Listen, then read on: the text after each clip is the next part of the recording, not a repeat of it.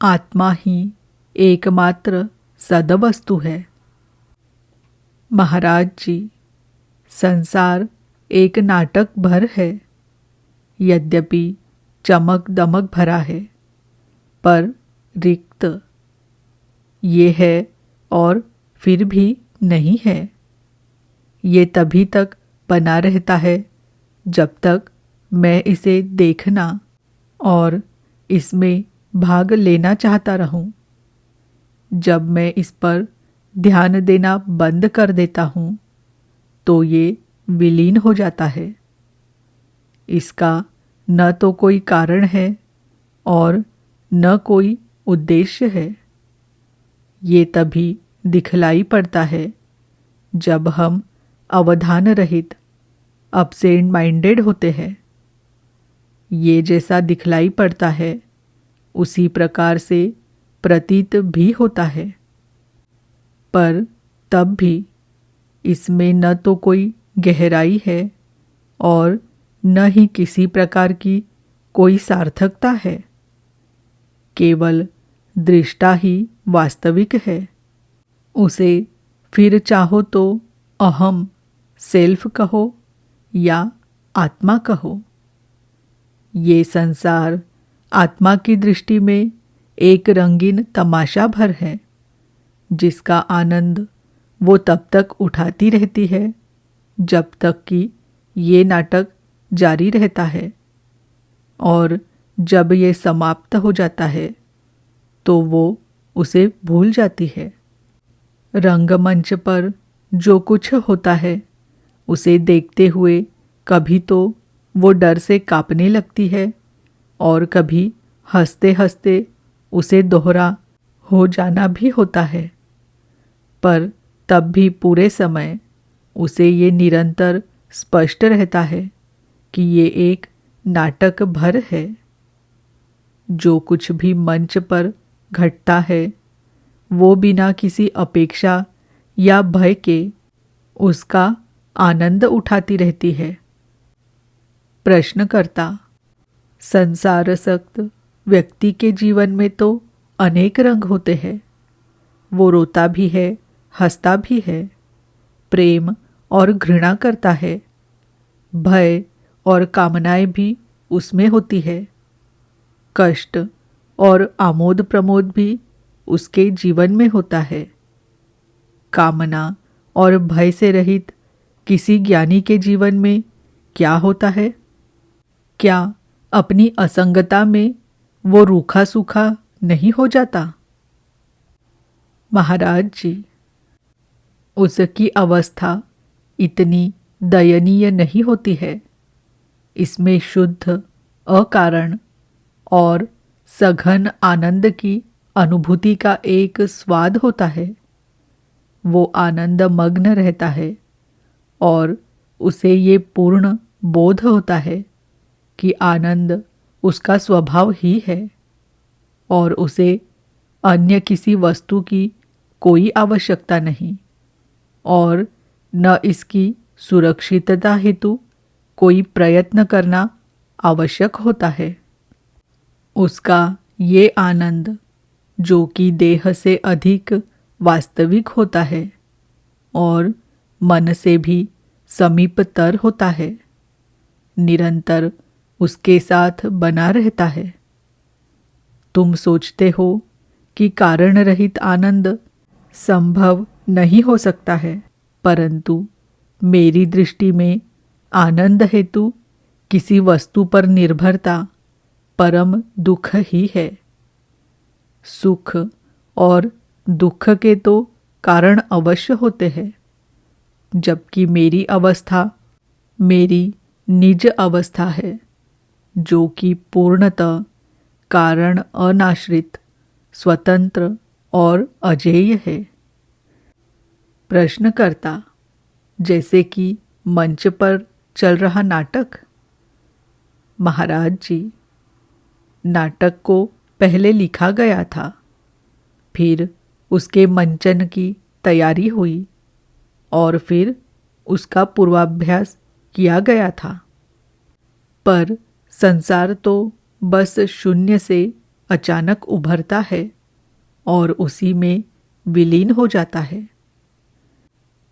प्रश्नकर्ता, क्या इसका कोई सृष्टा नहीं है? क्या ये संसार इसके सृजन से पूर्व ब्रह्मा के मन में नहीं था? महाराज जी, जब तक तुम मेरी अवस्था से बाहर हो तब तक सृजनकर्ता, पालनकर्ता, संहारकर्ता आदि को महत्व देते रहोगे, परंतु यदि एक बार मेरे साथ हो जाते हो तो तुम केवल आत्मा को ही देखोगे और अपने आप को सब में देख पाओगे। प्रश्नकर्ता, परंतु फिर भी आप अनेक क्रियाकलापों में संलग्न तो होते हैं। महाराज जी, जब किसी व्यक्ति को चक्कर आ रहे होते हैं तो उसे अपने आसपास की धरती घूमती हुई प्रतीत होती है। चूंकि तुम साधन साध्य, कार्य ध्येय आदि धारणाओं में उलझे हुए हो, अतः मैं तुम्हें कार्यकलापों में संलग्न दिखाई पड़ता हूँ। वास्तव में तो मैं बस दृष्टि भर डालता हूँ। जो कुछ किया जाता है वो मंच पर किया जाता है। खुशी और दुख, जीवन और मृत्यु आदि किसी बद्ध मनुष्य को ही वास्तविक प्रतीत होते हैं। मेरे लिए तो वे बस नाटक के ही अंतर्गत है। वे भी उतने ही अवास्तविक है जितना कि नाटक होता है। संसार की संवेदना यद्यपि मुझे भी तुम्हारी ही तरह हुआ करती है, पर तुम्हारा ये विश्वास है कि तुम इसमें हो, जबकि मैं इसे चेतना की विशाल व्याप्ति में स्थित किसी चमकदार रंग बदलते ओस बिंदु के रूप में देखता हूँ। प्रश्नकर्ता, हम सभी वृद्ध होते जा रहे हैं। वृद्धावस्था का अनुभव सुखद अनुभव नहीं होता है। सारा शरीर दुखता, दर्द होता रहता है, दुर्बलता आ जाती है और अंत समय निकट जान पड़ता है। एक वृद्ध के रूप में ज्ञानी क्या अनुभव करता है? उसकी अंतरात्मा उसकी अपनी अशक्तता को किस भाव से देखती है? महाराज जी, जैसे जैसे वो वृद्ध होता जाता है वैसे वैसे वो और भी आनंदित और शांत होने लगता है, क्योंकि वो तो अपने घर को लौट रहा होता है। जैसे कोई यात्री अपने गंतव्य के निकट आने पर सामान संभालने में व्यस्त हो जाता है और रेल से उतरने में जरा भी दुखी नहीं होता। प्रश्नकर्ता, आपकी बात निश्चित ही विरोधाभासपूर्ण है। ऐसा कहा जाता है कि ज्ञानी परिवर्तनों से अप्रभावित होता है। उसका आनंद न तो कम होता है और न अधिक होता है। फिर वृद्ध हो जाने पर वो अधिक आनंदित कैसे हो सकता है? वो भी शारीरिक रूप से दुर्बल हो जाते हुए भी। महाराज जी, इसमें कोई विरोधाभास नहीं है। प्रारब्ध की भूमिका अपनी समाप्ति की ओर अग्रसर होती है। मन प्रसन्न रहता है। शरीरगत अस्तित्व रूपी कोहरा छटने लगता है। दिन प्रतिदिन देह का बोझ कम हो रहा होता है। प्रश्नकर्ता, ऐसा समझे कि ज्ञानी रोगग्रस्त है, उसे फ्लू हो गया है, प्रत्येक जोड़ दर्द कर रहा है और जल रहा है। उसके मन की अवस्था कैसी होगी? महाराज जी, प्रत्येक संवेदन को वो पूर्ण उदासीन भाव से, समभाव से ग्रहण करेगा, न तो उसके बने रहने का आग्रह होगा और न उसके मिटने की कामना होगी। ये जैसा भी हो यथावत स्वीकृत है और इसे वो एक प्रीतिपूर्ण मुस्कान के साथ देखता है। प्रश्नकर्ता, ये हो सकता है कि अपनी पीड़ा से वो अलिप्त हो, पर उससे ये समाप्त नहीं होती। ये तब भी होती तो है ही। महाराज जी, हाँ, ये होती है, पर इसका महत्व नहीं होता। मैं जिस भी अवस्था में हूँ उसे मैं मन की ही एक ऐसी अवस्था की तरह देखता हूँ जो कि यथावत स्वीकृत की गई है। प्रश्नकर्ता, कष्ट तो कष्ट ही होता है, आपको ये अनुभव तो होता ही है। महाराज जी, वो जिसे कि शरीर अनुभव होता है वही इसके कष्टों और सुखों का उपभोग भी किया करता है। मैं न तो शरीर हूँ और न इसके अनुभवों का उपभोक्ता। प्रश्नकर्ता, मान लीजिए कि आप 25 वर्ष की आयु के एक युवक हैं। आपका विवाह तय हुआ है और विवाह किया जा रहा है। गृहस्थ जीवन का दायित्व आप पर डाला जा रहा है। आप कैसा अनुभव करेंगे? महाराज जी, वैसा ही जैसा कि अभी अनुभव करता हूँ। तुम इस बात के प्रति आग्रहपूर्ण हो कि बाह्य घटनाओं के कारण मेरी आंतरिक स्थिति बदलती है, पर ऐसा बिल्कुल भी नहीं है। कुछ भी हो जाए, मैं पूर्ववत रहता हूँ। मेरी सत्ता का मूल शुद्ध चैतन्य है, जो प्रखर प्रकाश बिंदु ही है। अपने स्वभाव से ही ये बिंदु आकाश में चित्रों और काल में घटनाओं का प्रक्षेपण और सृजन सहज स्फूर्त रीति से बिना किसी प्रयास के करता रहता है। परंतु विभेद बुद्धि युक्त मन के अस्तित्व में आने से विभिन्नताएं उत्पन्न होती है और तब सुख दुख होते हैं। सुषुप्ति की अवस्था में मन विलीन हो जाता है और इसी प्रकार सुख दुख भी। सृजन की प्रक्रिया यद्यपि तब भी चलती रहती है, पर उस पर ध्यान नहीं दिया जाता। मन चेतना का ही एक रूप है और चेतना जीवन का एक पहलू है। जीवन सबका सृजन करता है, पर सर्वोच्च सत्ता सबसे परे है। प्रश्नकर्ता, सर्वोच्च सत्ता स्वामी है और चेतना उसकी सेवक।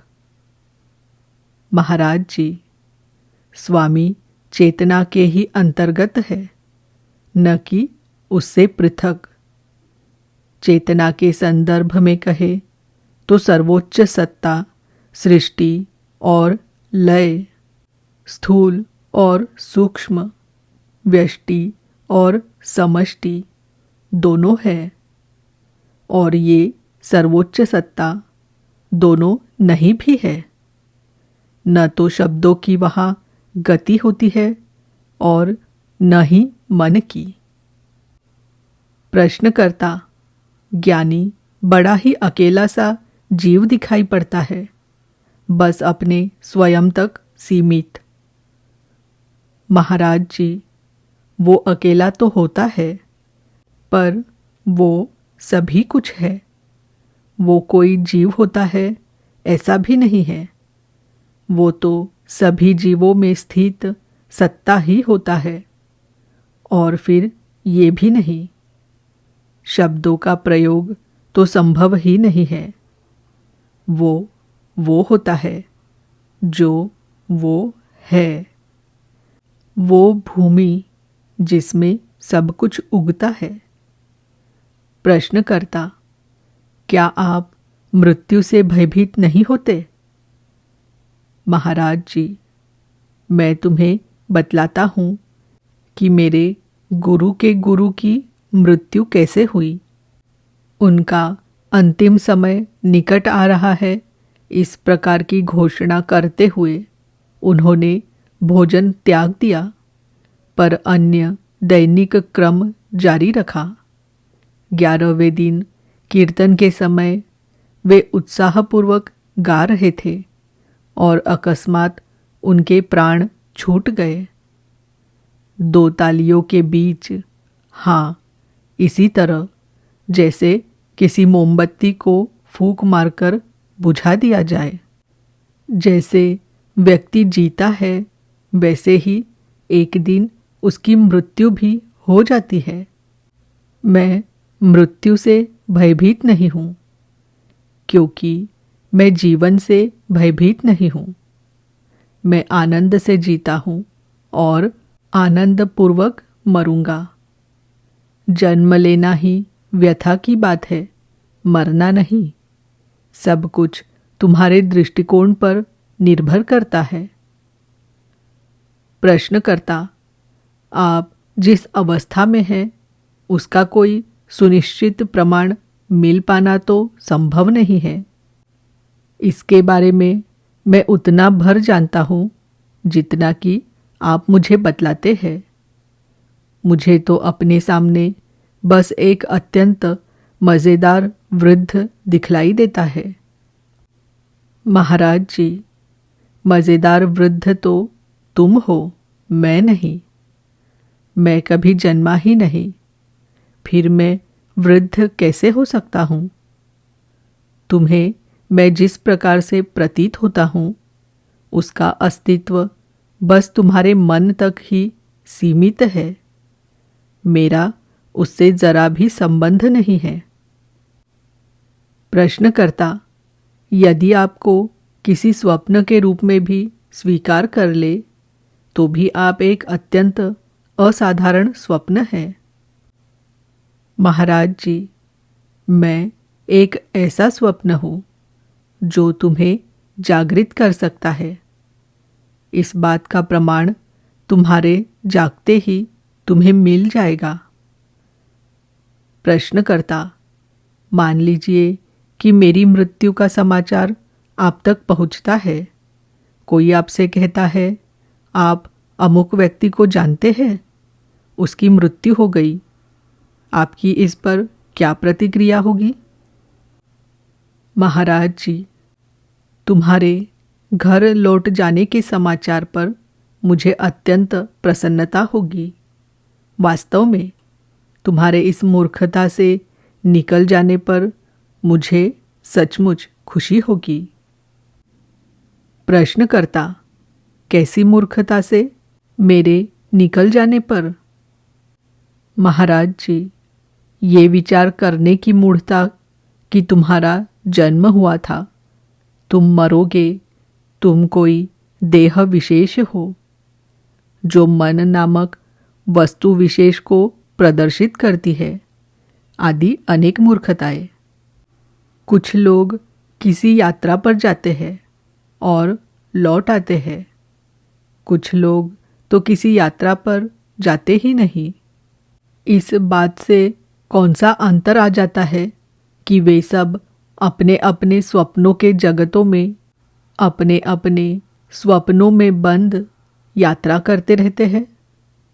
केवल जाग जाना ही महत्वपूर्ण बात है। ये जानना ही पर्याप्त है कि मैं हूँ वास्तविकता है, और यही प्रेम भी है। प्रश्नकर्ता, चूँकि मेरी दृष्टि अभी ऐसी अंतिम पूर्णता तक नहीं पहुँच पाई है, इसलिए मेरा प्रश्न है। संपूर्ण पश्चिम में लोग किसी वास्तविक पदार्थ की खोज में संलग्न हैं। वे विज्ञान की ओर मुड़ते हैं जो उन्हें द्रव्य के बारे में अति विस्तार से बतलाता है, मन के बारे में अति संक्षेप में और चेतना के स्वभाव तथा ध्येय के बारे में कुछ भी नहीं बतला पाता है। उनकी दृष्टि में वास्तविकता विषय परक है।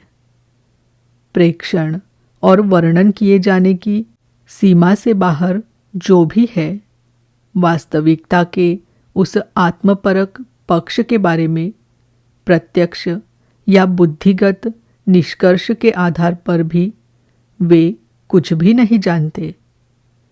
उन्हें ये ज्ञात होने देना अत्यंत महत्वपूर्ण होगा कि वास्तविकता का अस्तित्व है और इसकी उपलब्धि पदार्थ उसकी परिमितताओं और विभिन्न विरूपताओं से चेतना के मुक्त हो जाने में ही संभव है।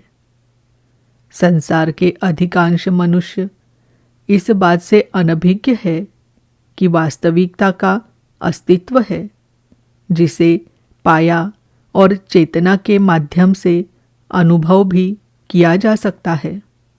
ये अत्यंत आवश्यक प्रतीत होता है कि वे इस शुभ समाचार को ऐसे किसी व्यक्ति से सुने जिसने इसका प्रत्यक्ष अनुभव किया हो। ऐसे प्रामाणिक मनुष्य सदैव से रहे हैं और उनका प्रमाण अति मूल्यवान है। महाराज जी, बिल्कुल सही है। यदि एक बार भी ठीक से सुन लिया जाए तो आत्म साक्षात्कार का संदेश विस्मृत नहीं होता। भूमि में पड़े किसी बीज की तरह ये प्रतीक्षा करता रहता है कि उचित ऋतु आए और अंकुरित होकर ये एक शक्तिशाली वृक्ष बने।